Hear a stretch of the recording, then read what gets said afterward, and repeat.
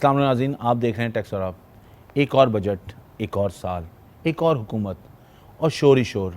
हर तरफ हर आदमी बात कर रहा है बजट पे, मईशत पे, लेकिन कोई आदमी बात करने को तैयार नहीं टैक्स कैसे किया जाएगा। जो भी बात हो रही है, चाहे वो बिज़नेस कम्युनिटी हो, आम आदमी हो, हुकूमत वक्त हो, वो टैक्स फ्री बात कर रहे हैं। टैक्स नहीं लगना चाहिए, कैसे टैक्स नहीं लगनी चाहिए, कैसे एग्जिम्पशन होनी चाहिए, जबकि वो जानते हैं कि टैक्स लिए बगैर आप हुकूमत नहीं चला सकते। अगर आप टैक्स सही नहीं लगाएंगे तो आपको आईएमएफ के पास भी जाना पड़ेगा। उसके बाद आपके पास कोई चारा नहीं है कि आईएमएफ के पास जाएं या किसी डोनर एजेंसी के पास जाएं। और ये बात पाकिस्तान के डिसीजन मेकर्स को पता है, लेकिन वो इस बात पे मुत्तफिक नहीं हो गए हैं कि वो कभी भी सही तौर पे टैक्स लगाएं। जब भी आप टैक्स फ्री सोसाइटी बनाते हैं तो आपको लोन और ग्रांट के अलावा आपका मुल्क सस्टेनेबल नहीं हो सकता, और ये चीज़ बड़ी अहम है।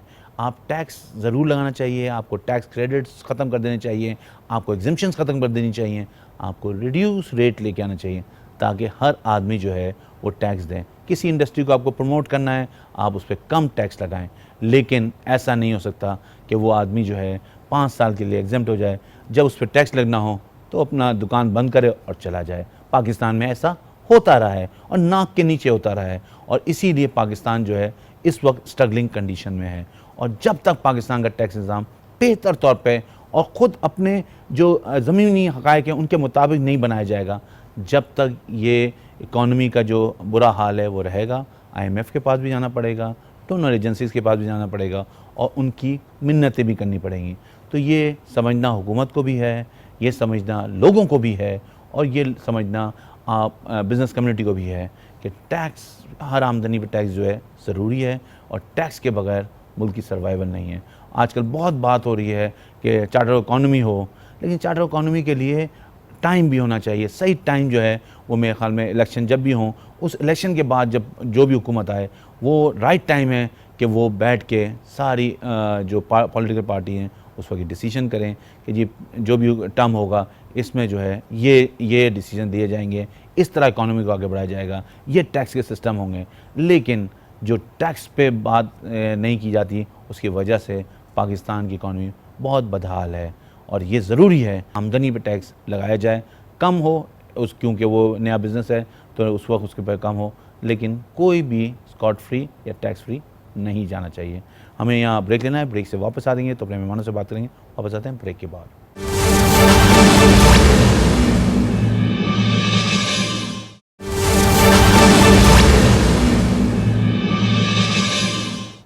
ब्रेक पे जाने से पहले हम बात कर रहे थे कि इस साल का बजट जो है उसमें किस तरह के हदाफ रखे गए हैं, क्या उन टैक्स रेवेन्यू कलेक्शन टारगेट्स रखे गए हैं, किस तरह हुकूमत ने प्लान किया है कि रेवेन्यूज़ इकट्ठा किया जाएगा, और क्या वो इंसेंटिव देने जा रहे हैं टैक्स फाइलर्स को और बिज़नेस कम्युनिटी को। हमारे साथ मौजूद हैं लाहौर चैम्बर ऑफ कॉमर्स के प्रेसिडेंट नुमान कबीर साहब, और हमें ज्वाइन किया है शुमाइल दाऊद साहब ने, जो former president Rawalpindi chamber of commerce के।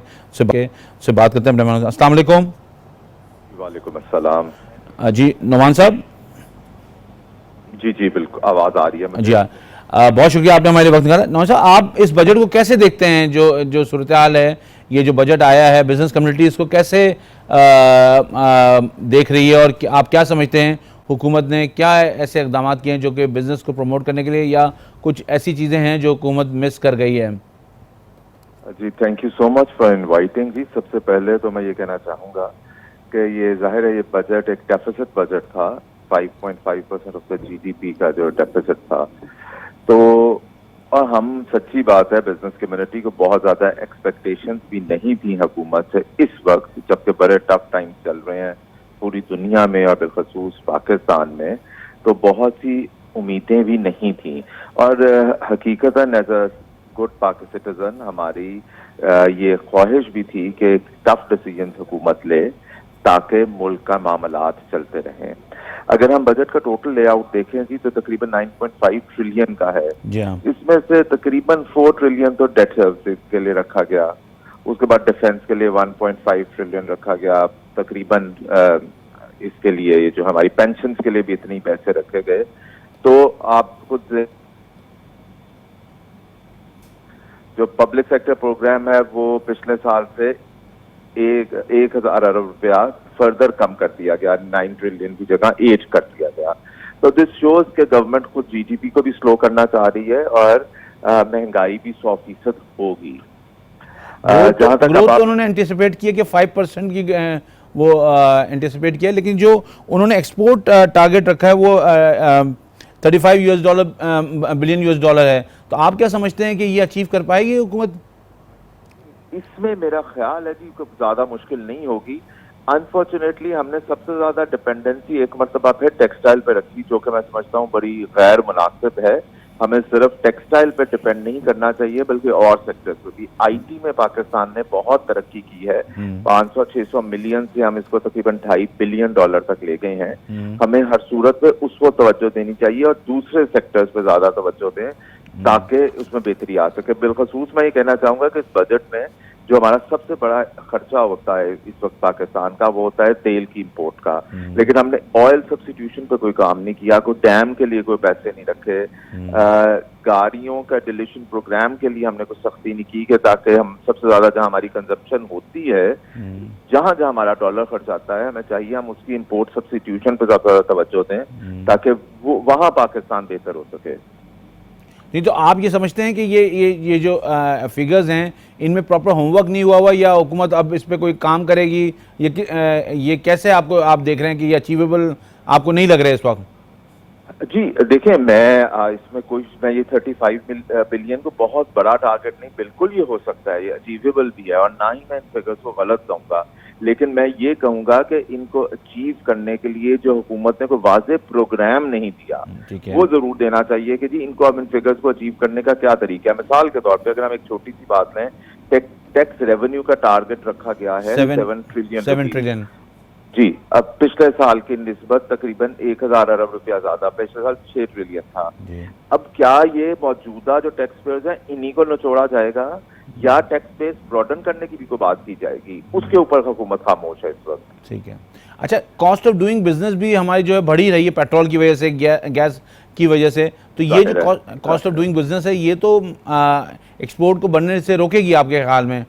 जो हमारी रीजनल कॉम्पिटिटर है उनके पास तो कॉस्ट ऑफ डूइंग बिजनेस हमसे बहुत कम है। जी, इसमें कोई शक नहीं कि कॉस्ट ऑफ डूइंग बिजनेस बढ़ेगा, लेकिन चूंकि पूरी दुनिया में इस टाइम पे एक महंगाई की लहर है, तो मैं हुकूमत को इस टाइम पे ये वो एक कहते हैं ना बेनिफिट ऑफ डाउट जरूर देना चाहूंगा कि शायद यहाँ ये चीज हमें बचा ले कि पूरी दुनिया में महंगाई की एक लहर है तो पाकिस्तानी भी महंगी प्रोडक्ट्स खसूसन टेक्सटाइल बिकने में शायद आसानी ही हो। क्योंकि पिछले एक साल में हमने देखा है कि अल्हम्दुलिल्लाह पाकिस्तान की टेक्सटाइल प्रोडक्ट्स ने बहुत उम्दा पूरी दुनिया में काम किया है। ठीक, मैं आपके साथ वापस आऊँगा। मैं शुमाइल दाऊद साहब से। शुमाइल साहब, आप बजट को किस तरह देख रहे हैं, और जो हुकूमत ने कुछ ऐसे इकदाम किए हैं जिसमें जो इकॉनमी डॉक्यूमेंट होने जा रही थी उसको अनडॉक्यूमेंट की तरफ लेके जा रहे हैं, जैसे CNIC कंडीशन ख़त्म कर दी, इम्पोर्टर्स को जो है वो उन्होंने FTR रिजीम में लिया है। तो आप कैसे देख रहे हैं इन चीज़ों को? बहुत शुक्रिया।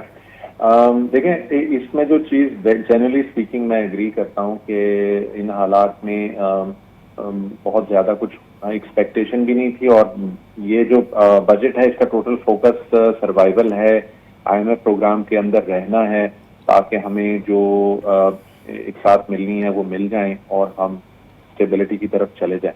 लेकिन हैविंग सेड दैट, जो चीज हम देखना चाहते हैं या उम्मीद करते हैं गवर्नमेंट से, अगर अभी भी नहीं है तो वो आने वाली डिस्कशंस में आए, वो एक क्लियर थीम नजर आना चाहिए कि हुकूमत करना क्या चाहती है। वो थीम जो है वो बेसिकली ये है कि ठीक है, अगर अभी हम स्टेबिलिटी की तरफ जा रहे हैं, बैलेंसिंग ऑफ बुक्स कर रहे हैं, कुछ अखराजात को कम करने की कोशिश कर रहे हैं, कुछ इंपोर्ट को कर्टेल करने की कोशिश कर रहे हैं, लेकिन आने वाले वक्त में इस धारे से निकलने के लिए क्या हमारे पास स्ट्रैटेजी होगी, वो स्ट्रैटेजी नजर नहीं आ रही। मसलन इस वक्त हमारा जो सबसे बड़ा जो हमारे ऊपर प्रेशर है वो हमारे कमोडिटीज सुपर साइकिल का है, प्राइसेस का धचका लगने का है तेल की मद में।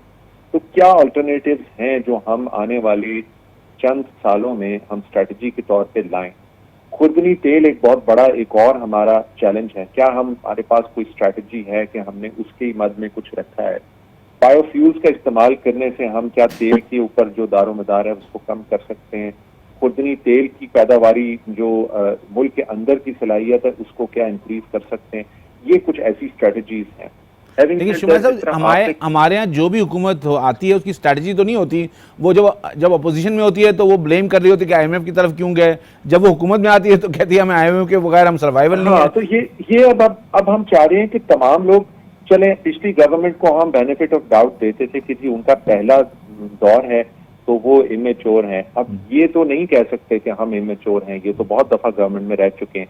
हम अब चाहते हैं कि कम से कम कोई तो मेच्योरिटी का मुजाहरा करें। और दूसरी बात ये कि वही स्ट्रेटजीज हैं, वही डायरेक्ट टैक्सेशन, थोड़ा इनडायरेक्ट टैक्सेशन पे ज्यादा दारोमदार, नॉन टैक्स रेवेन्यूज, अगर आप देखें तो कोई फर्क नहीं है, वही लाइन आइटम्स हैं, उन्हीं के अंदर रद्दोबदल किया गया है। और ठीक है, हम अपनी अहदाफ जो हैं, जो पिछले साल भी हमने रेवेन्यू रखे थे उसमें अच्छी इम्प्रूवमेंट हुई है, उम्मीद है कि वो कर लेंगे। जिस तरह अभी नुमान साहब कह रहे थे, एग्री कि हम टैक्स जो हमारी एक्सपोर्ट्स हैं वो एक अच्छा एक ट्रेंड आया है, उसको मेंटेन करेंगे। इंटरनेशनल भी प्राइसेस जो हैं वो बढ़ी हैं तो हमारे एक्सपोर्ट्स में कुछ आएगा, लेकिन हमें अपनी डाइवर्सिटी को आगे बढ़ाने की कोशिश जो है वो कहीं नजर नहीं आ रही।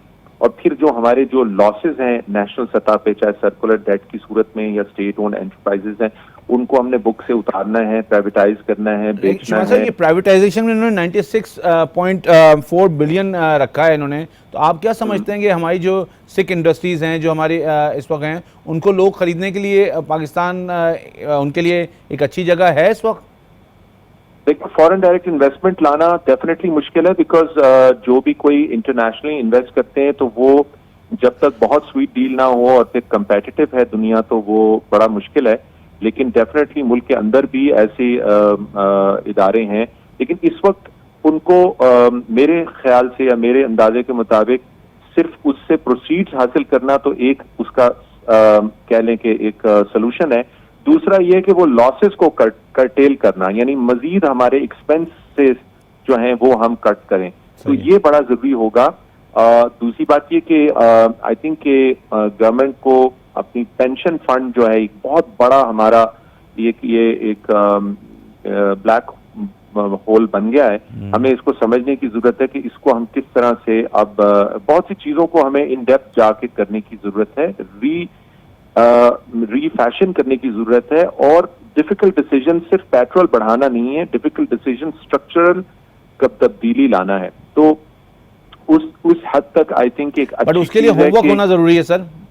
होमवर्क नहीं हुआ हुआ, लोगों को, स्टेक होल्डर्स को ऑन बोर्ड नहीं लिया। इवन जो मुल्की सतह पे जो बोर्ड्स पे बैठते हैं गवर्नमेंट के अपनी यानी कि जो डिसीजन मेकिंग में, उनके साथ भी बहुत सतही लेवल पे बातें हुई हैं, कभी इन डेप्थ डिस्कशंस या क्या स्ट्रेटजी है वो पूरी तरह से डिस्कस नहीं हुई, अनफोल्ड नहीं हुई है। तो मैं वैसे जनरली स्पीकिंग, आपने अभी एक अपनी बात कही कि हुकूमत जो है उन रिटेल सेक्टर को ऑन बोर्ड लाने की कोशिश कर रही है, लेकिन फिक्स टैक्स की मद में ला रही है। ऑल्दो ये एक आइडियल सिचुएशन नहीं है, लेकिन in the nick of the hour इस कम टाइम के अंदर हुकूमत कोशिश कर रही है कि कहीं से रेवेन्यूज इकट्ठे करे। तो दो सेगमेंट्स को वो फोकस किया है, एक रिटेल को और एक रियल एस्टेट को। लेकिन अब इसको इम्प्लीमेंट कैसे करते हैं और कितनी कामयाबी से करते हैं, ये एक चैलेंज होगा। लेकिन नीड ऑफ द आवर यही है कि जो हमारे अनटैप्ड सेगमेंट्स हैं, डेफिनेटली सर्विसेज में से एक ये है, लेकिन बहुत बड़ा अभी बाकी उसका हिस्सा है। तो इसका मतलब इनको देखें, इनको सिर्फ टैक्स रेवेन्यू नहीं है, जो नॉन टैक्स रेवेन्यू कलेक्शन है उस पर भी फोकस करना पड़ेगा, इनको एक्सपेंडिचर को कटेल करना पड़ेगा। सो एक बड़ा कॉम्प्रिहेंसिव प्लान अगर लेके आएंगे तो then they will be survive.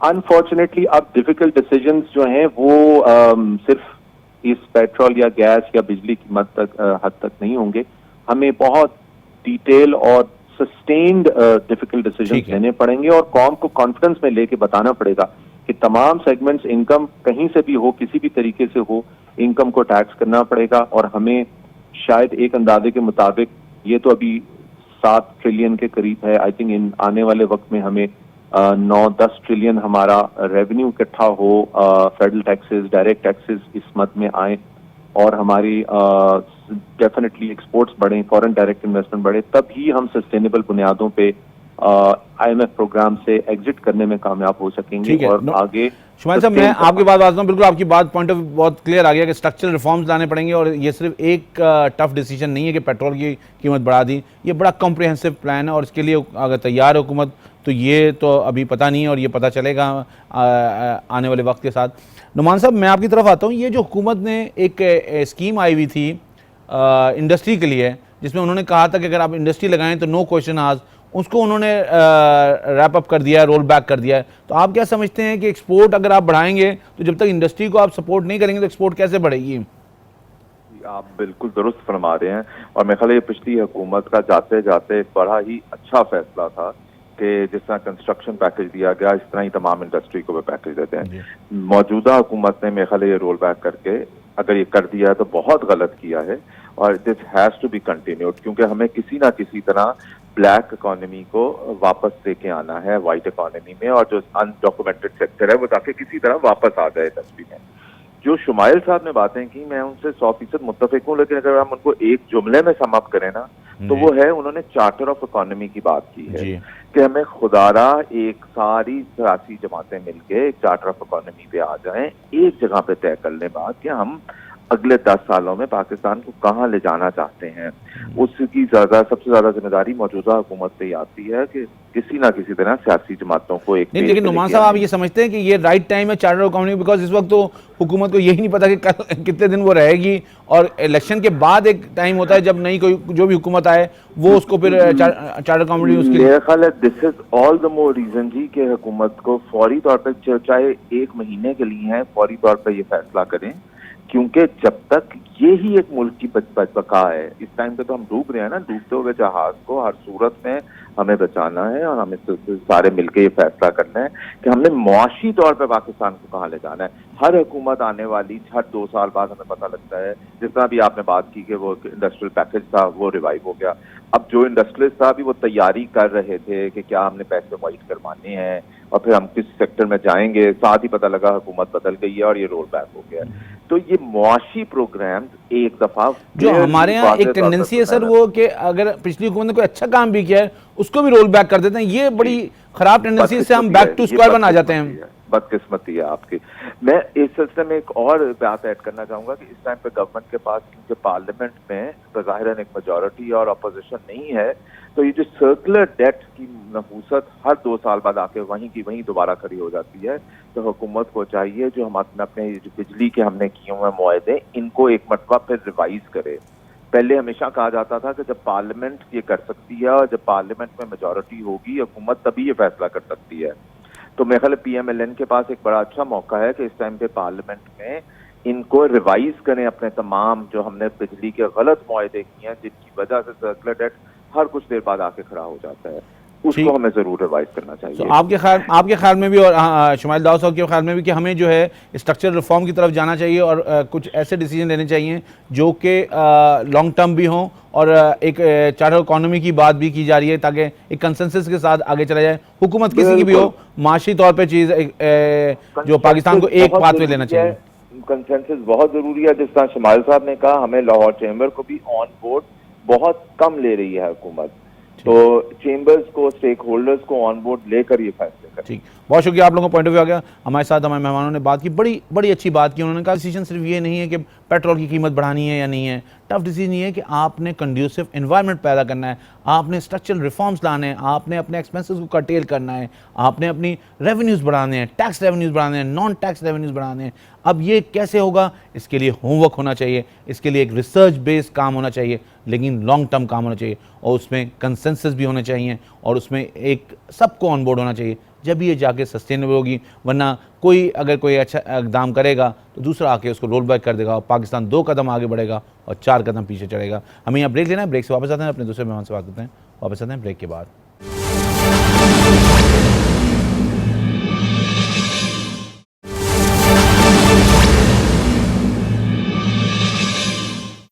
Break पे जाने से पहले हम बात कर रहे थे अपने मेहमानों से जो कि बिज़नेस कम्युनिटी को रिप्रेजेंट कर रहे थे। हमारे साथ मौजूद हैं नवीद अंद्राबी साहब जो टैक्स एक्सपर्ट हैं और जो टैक्स बजट आया है, टैक्स के हवाले से बजट में जो अमेंडमेंट्स आई हैं उस पर उनकी गहरी नज़र है और वो उससे बात करेंगे कि हुकूमत ने जो इक़दामात किए हैं वो कैसे हैं इससे लॉन्ग टर्म में क्या होगा, रेवेन्यू कलेक्शन कैसे होगा, जो एक रेवेन्यू टारगेट फिक्स हुआ है 7 ट्रिलियन का, क्या वो पॉसिबल है इस साल में कलेक्ट होना? नबी साहब अस्सलाम वालेकुम। साहब कैसे हैं आप? अस्सलाम वालेकुम। जी अस्सलाम वालेकुम अनवर साहब। आपको मेरी आवाज़ आ रही है सर? जी मुझे आ रही है जी। आपकी आवाज़। बहुत शुक्रिया आपने हमारे वक्त में। नबी साहब, बजट जो है इस वक्त बड़ी जैसे कहें पॉलिटिकल अनसर्टेनिटी में आया है और उसमें हुकूमत ने जो इक़दाम किए हैं, जो बजट है, आप क्या समझते हैं कि इस बजट में जो टैक्स की चेंजेस आई हैं, जो अमेंडमेंट्स आई हैं, वो कैसी हैं और आप क्या समझते हैं कि ये कुछ जो रेवेन्यू टारगेट है 7 ट्रिलियन का, हुकूमत के लिए पॉसिबल होगा ये रेवेन्यू कलेक्ट करना? अनवर साहब देखिए, बजट को अगर हम सरसरी तौर पे तो नहीं, अगर हम इसको इन डेप्थ एनालिसिस करें तो देखा जाए तो मिक्स एंड मैच सिचुएशन है, मगर ज़्यादा जो है टारगेट ओरिएंटेड बजट लग रहा है हमें। इस तरह से कि अगर आप देखें तो जो कॉन्सेप्ट है कि हमने एक सेट लोगों से ही अपने बजट को अचीव करना है, तो बड़ा जाहिर तौर पे नज़र आ रहा है। फॉर एग्जाम्पल आप सब कहते हैं कि चीज लार्ज बेस्ड, जो जिसकी इनकम ज़्यादा है वो ज़्यादा टैक्स दे, तो आप उसकी कोई बेसिस तो बनाइए कि किस तरह से आपने एक आपने ये कह दिया कि जी 300 मिलियन जिनकी इनकम है उसको हम उसके ऊपर 2% वो टैक्स लगा रहे हैं, वो जो आप 4C सेक्शन आप इंट्रोड्यूस कर रहे हैं उसको। फिर इसी तरह आपके बैंक्स के ऊपर आपकी एक बड़ी कड़ी नजर है, जो आपकी बैकबोन है इस मुल्क की, आप उसको शायद हम फिर से उस तरफ लेके जा रहे हैं जहां उनका एक तरफ से दिवालिया निकल जाए। हम उनकी इनकम के ऊपर टैक्स लगाना चाह रहे हैं। फॉर अच्छा, एग्जाम्पल अगर देखा जाए नवीद साहब, इसके दो एंगल्स हैं। अगर आप बैंक को बहुत ज़्यादा टैक्स करेंगे तो लोग जो हैं, क्योंकि जाहिर सी बात है कि बैंक इनकम कमा रहा होता है और उससे आपकी डॉक्यूमेंटेशन भी हो रही होती है। लोग जो है बैंक अकाउंट खोलते हैं तो उनकी चीज़ें नज़र आनी शुरू हो जाती हैं। तो अगर इसको फ्लरिश नहीं करेंगे तो ये तो आपको मतलब जिसे कहना चाहिए आपको नुकसान पहुंचाएगी ये चीज़। तो देखिए अनु साहब, बैंक जो है आपकी बैकबोन है इन जनरेशन ऑफ टैक्स पेयर्स, और उनके पास से आप डेटा लेके यूज कर रहे हैं और आप उनको आप नेगेटिव लिस्ट में इस तरह से डाल रहे हैं कि वो काम ही ना करें। फॉर एग्जांपल मैं अगर एक बैंक का जो है वो ग्रेजुटी प्रोविडेंट फंड और सुपर एनुएशन फंड में वो जो कंट्रीब्यूशन करेंगे उसको आपने कह दिया कि जी हम आपको 50% देंगे, उसको आपकी 50% डिसअलाउंस हो जाएगी वो।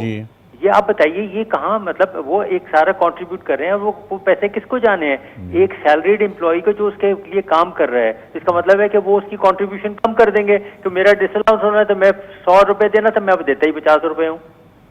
सही। तो आप तो मतलब आप जो अप्रूव्ड, आप इनकरेज करेंगे और उनको डिस्करेज कर रहे हैं कि आप एम्प्लॉयज को या अपने जो स्टाफ है उनको सपोर्ट करें। जी देखिए, हम हर वो चीज कर रहे हैं जिससे नेगेटिविटी बढ़ रही हो।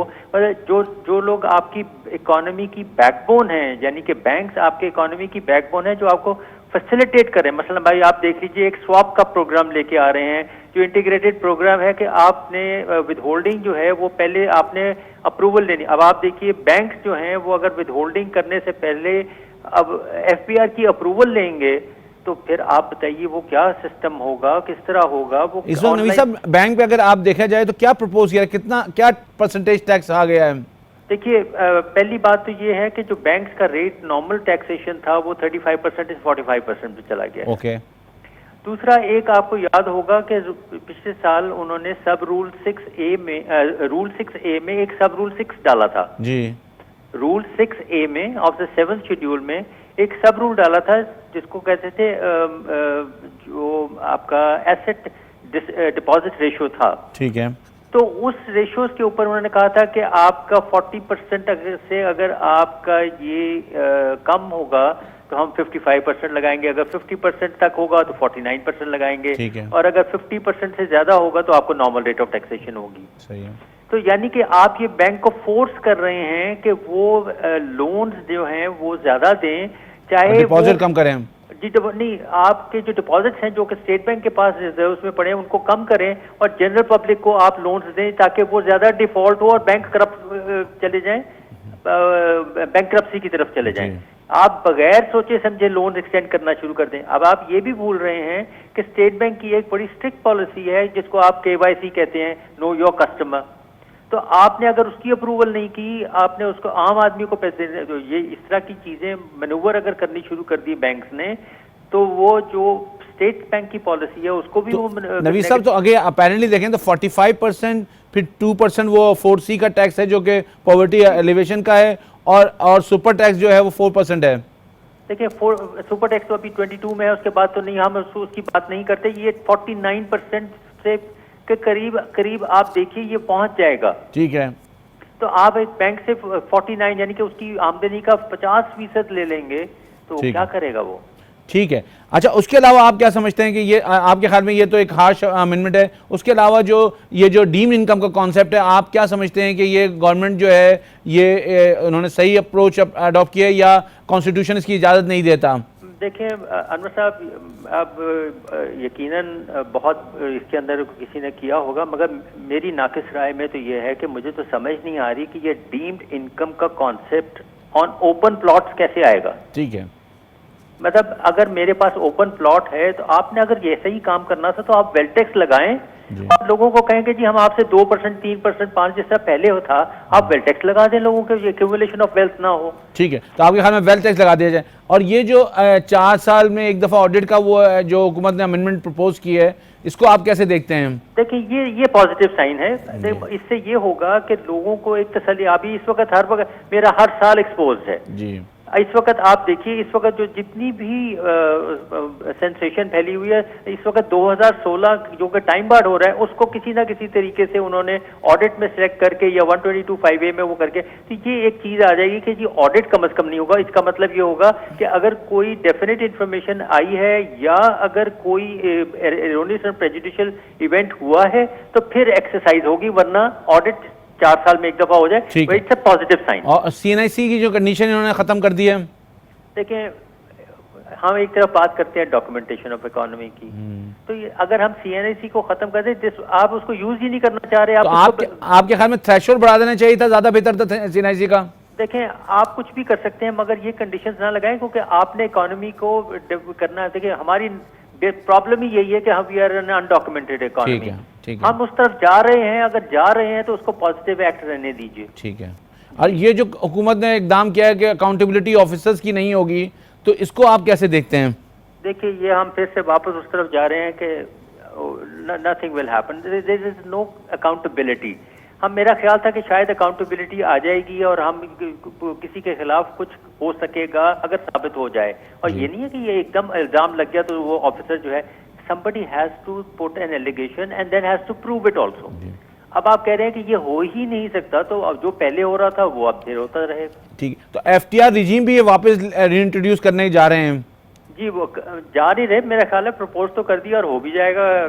अगर किसी तरीके से IMF ने कह दिया कि जी आप ये काम मत करें तो हो सकता है इसकी रिवर्सल हो जाए, मगर दिस इज नॉट राइट। अगर आप इंपोर्ट की FTR कर रहे हैं तो इसका मतलब है डाउन द लाइन आपकी जो इकोनॉमिक जो कंडीशंस हैं कि आप उस लोगों से इंफॉर्मेशन ले रहे हैं कि वो किसको बेच रहे हैं, वो किसको जा रहा है, कितना किसको गया है, वो डाउन द लाइन खत्म हो गया।